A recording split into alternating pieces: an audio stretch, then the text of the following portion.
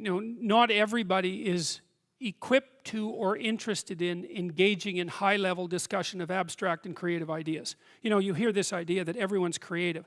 That's a lie. It's as straightforward as that. True creativity is very, very rare. And if you happen to be a creative person, or if you happen to be someone who's profoundly interested in ideas, you are in a pronounced minority, just as you are if you happen to be extremely extroverted or extremely agreeable or extremely conscientious. These are minority issues, and what you do is you find like-minded people who are capable of engaging that.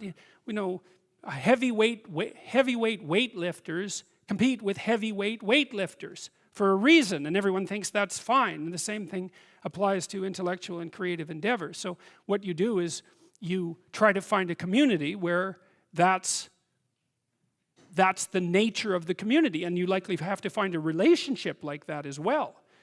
So I don't think so. I think what contributes to the siloing is the arrogance that goes along with it.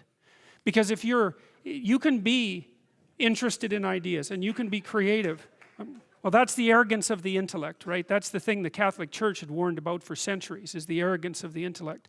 So because if you're wise as well as smart, and there is no relationship between being smart and being wise, they are not the same thing. There's no quick pathway from smart to wise. And many of the people who I've known who were very wise some of them were intellectually impaired and were still wise, So it's the arrogance that brings up the block. And I see this, for example, happening in the United States in particular, because the last time I went down there, for example, I had friends down there, and some of those friends are very, very smart people, and some of them were talking about the Trump voters, and they were talking about the Trump voters with contempt. And I thought, you better watch that, because that's 50% of the damn population. And it might be convenient to think that they're stupid and beneath you, but it's not conducive to a civil state, and there's no evidence that it's true, because there isn't a straight line between intelligent and wise.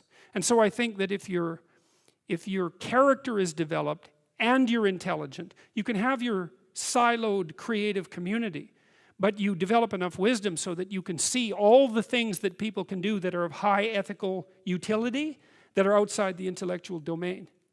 And I think that's why in the New Testament, I think that's why Christ is a carpenter, right? Because, well, first of all, a carpenter is one of those jobs that when you're dishonest, it manifests itself immediately, because what you build falls down.